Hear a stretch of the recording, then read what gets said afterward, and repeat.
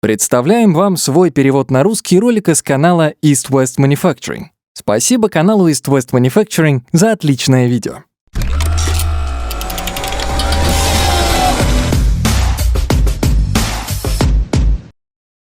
Здравствуйте, меня зовут Джефф Тейден.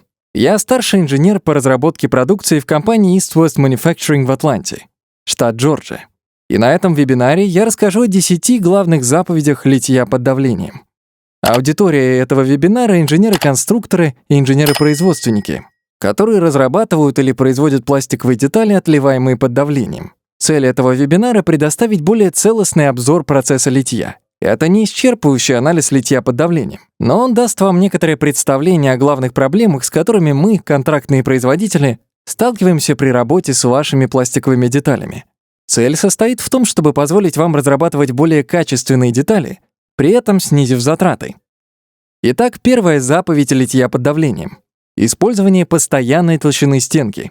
Литые под давлением детали усаживаются в зависимости от их толщины в определенной области. Поэтому вы можете заметить, что хорошо спроектированная деталь имеет одинаковую толщину стенок, что позволяет ей усаживаться последовательно и предсказуемо, в то время как деталь с неоднородной толщиной стенок будет усаживаться в разной степени в различных направлениях, что приведет к появлению вмятин и косметических ошибок. Поэтому важно обеспечить постоянную толщину материала по всей детали. Это также устраняет некоторые отклонения в процессе литья, такие как завихрение и течение, которые могут стать причиной других косметических дефектов. Поэтому важно обеспечить постоянную толщину стенки по всей детали. Дополнительное преимущество постоянной стенки заключается в том, что она остывает за минимально возможное время, так как большая часть времени цикла, необходимого для извлечения деталей из формы, затрачивается на охлаждение. Таким образом, чем меньше толщина стенки и чем более она однородная, тем меньше времени и затрат потребуется на охлаждение этой детали. Некоторые основные значения толщины стенок для материалов приведены в этой таблице. Можете использовать их в качестве справочного материала для начала работы.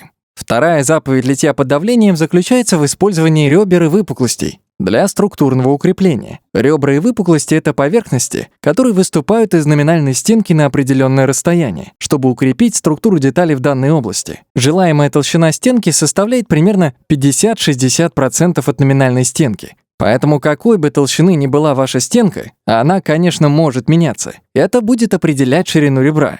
Ребра могут обеспечивать высокую прочность, так что чем выше это ребро, тем больше прочности оно обеспечивает. И это отличный способ добавить прочности и структурной жесткости деталей без утолщения номинальной стенки. Утолщение номинальной стенки может привести к увеличению времени охлаждения и дополнительным затратам. Поэтому мы хотим использовать локальное укрепление с помощью ребер для создания структурной жесткости наших деталей. Третья заповедь литья под давлением — избегать острых углов и переходов. Это важно по нескольким причинам. Но основная заключается в том, что когда материал будет проходить вокруг этих углов при заполнении формы, для нас нежелательно, чтобы он переходил от толстых участков к тонким и обратно к толстым. В особенности мы не хотим переходов от тонких секций к толстым. Это вызывает множество проблем с литьем материала. В деталях мы хотим иметь хорошую постоянную толщину стенки, чтобы материал легко обтекал эти углы.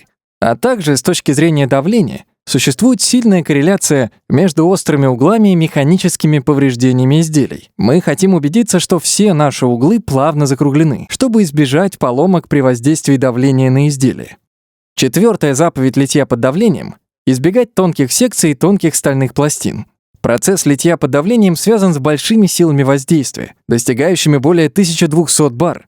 И при таком усилии, если в форме присутствуют фрагменты с тонкой сталью или тонкие секции, на которые эта сила прикладывается, пресс формы может сломаться, и, безусловно, могут сломаться отдельные секции формы. Поэтому мы хотим убедиться, что в нашей форме нет узких тонких секций, которые могли бы сломаться. Обсудите это с вашим производителем, и он сможет дать рекомендации по изменениям геометрии, чтобы избежать подобных проблем. Кроме того, это также может усложнить механическую обработку. Когда в форме есть тонкие секции, работать с ними становится труднее для обрабатывающего центра или ЧПУ. Чтобы провести резак через эти тонкие участки, гораздо легче работать с крупными, толстыми секциями деталей. В данном случае мы переместили линию разъема с верхней части детали на нижнюю, что позволило нам обойти эту проблему. Пятая заповедь литья под давлением заключается в избегании поднутрений и движении элементов пресс-формы. Поднутрения — это металлические участки в формообразующих деталях, которые не могут выйти из изделия, не воздействуя на него при раскрытии пресс-формы или выталкивании изделия. В данном случае у нас есть небольшие пластиковые выступы, и сталь, формирующая их, на самом деле оказывается зажатой внутри изделия. Если бы она переместилась по этим небольшим выступам, то либо оторвала бы их, либо, по крайней мере, поцарапала, что также может привести к повреждению пресс-формы. Поэтому на этапе проектирования мы стремимся исключить подобные ситуации. В других случаях, если конструктиву изделия действительно необходимы дополнительные движения элементов пресс-формы, используются гидравлические цилиндры для перемещения знаков внутрь и наружу, или скользящие ползуны с направляющими колонками, которые делают то же самое. Это усложняет пресс-форму, увеличивает ее стоимость и время цикла, а также сокращает срок ее службы. Есть много причин, по которым вы должны быть осторожны, чтобы избежать такого в ваших деталях, формируемых под давлением. Часто этого избежать невозможно. Это не то, с чем нельзя было бы справиться, или с чем производители пресс-форм и компании по переработке пластмасс не привыкли работать. Но это связано с затратами. Хорошая практика и опыт проектирования для производства и сборки поможет выявить это. Возможно, вы сможете разделить эту деталь на две отдельные части, которые будут склеены вместе, или исключить дополнительные движения элементов пресс-форм каким-то другим способом. Но это то, о чем нам нужно помнить, когда вы проектируете детали, формируемые под давлением, чтобы минимизировать или снизить количество усложнений конструктива для них. Шестая заповедь заключается в использовании адекватного литьевого уклона на деталях, формируемых под давлением. Литейный уклон — это наклон поверхности внутри на изделии, необходимый для ее извлечения из формы.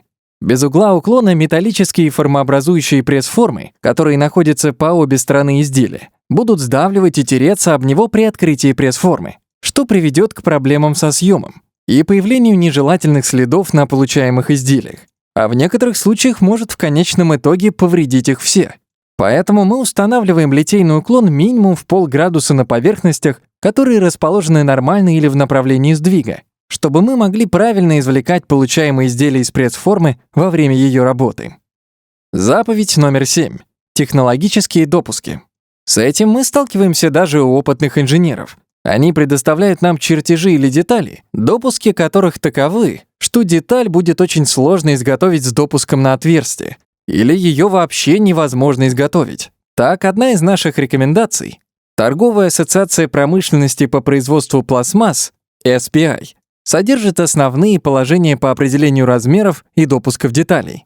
Это делается по материалам. Так, на примере ABS я могу обратиться к руководству ABS по допуску и, основываясь на размерах, узнать, какой допуск подходит для размеров данного типа. Ссылка на SPI. www.spi.org. У них есть справочные листы по типам материалов, чтобы вы могли соответствующим образом определить допуски для ваших изделий. Восьмая заповедь заключается в использовании простых расчетов и анализа проливаемости материала в пресс-форме для прогнозирования и устранения возможных проблем. Одним из преимуществ жизни в цифровом мире является возможность предсказать, как будет протекать материал в форме и каким будет поведение формы еще до того, как форма будет фактически изготовлена. Есть несколько способов сделать это. Первый способ — рассчитать то, что называется путь течения. Путь течения материала можно определить после выбора места подвода литника и определения геометрии вашей детали. Это можно легко сделать в SolidWorks, Pro-E или любой другой 3D-CAD-системе. Это измерение расстояния, которое материал должен пройти до самой дальней точки формы.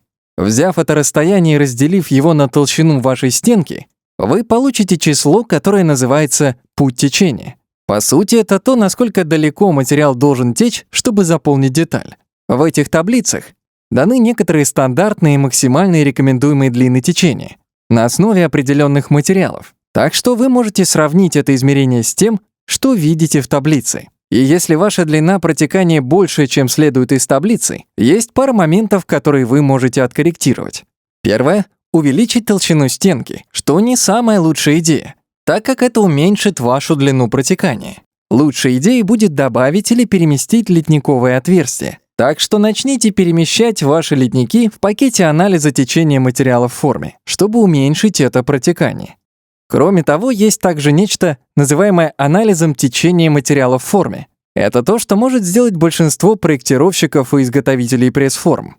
Они могут смоделировать на основе вашей 3D-детали, выбранного литникового отверстия и спецификации материала, как будет выглядеть заполнение этой детали. Таким образом, мы действительно можем увидеть последнюю точку заполнения. Сколько давления и впрыска нам необходимо, где области, которые не заполнятся должным образом, или где будут появляться дефекты формования и так далее. Так что есть множество предсказуемых вариантов поведения, которые мы можем сгенерировать и вывести, используя анализ протекания материалов в форме. Заповедь номер 9. Остерегайтесь таких аномалий в формовке, как линия спая и недостаточная заливка. Линии спая — это области, где фронты расплава соединяются. Когда материал поступает в форму, он течет таким образом, что может обойти некоторые элементы, а затем снова сойтись. И место, где он соединяется сам с собой, называется линией спая. Эта область на самом деле примерно на 3/4 слабее, чем секция рядом с ней. Линии спая неизбежны. Это просто функция геометрии вашей детали, расположения и количества ваших литниковых отверстий. Но мы можем убедиться, что, например, если это область высокого напряжения детали, мы разместим литниковое отверстие в другом месте, чтобы линия спая не находилась в этой области. Другая аномалия, с которой мы можем столкнуться, называется недостаточной заливкой. Недостаточная заливка — это область в пресс-форме, которая не может заполниться при впрыске и заполнении ее материалом. Материал продавливается так сильно, насколько это возможно, и вы фактически увидите, что от детали откусили кусок. Эта область просто отсутствует. И это опять-таки то, что можно предсказать при помощи предварительного анализа протекания материала в форме. 10-я заповедь литья под давлением. Оптимизация расположения. Тип впускных отверстий, толкателей, линий разъема. Впускное литниковое отверстие — это место, где материал входит в формообразующую полость. И бывает несколько разных типов литников, которые можно использовать в зависимости от геометрии вашего изделия и способа заполнения формы материалом. Опять же, необходимо провести анализ протекания материала по детали. Мы можем начать со стандартного центрального литника или прямоугольного литника. И если мы столкнемся с некоторыми проблемами, например, если форма не заполняется, мы можем выбрать веерный литник, который шире и позволяет материалу лучше протекать в изделии. Это то, на чем вы должны настаивать, работая с любым проектировщиком и производителем пресс-форм, чтобы они показали вам расположение и типы литниковых отверстий, расположение и тип толкателей, которые будут выталкивать изделия из формы, а также расположение линий разъема матрицы и пуансоны, которая обычно видна невооруженным взглядом на получаемом изделии. Вот и все 10 заповедей литья под давлением. Спасибо за внимание.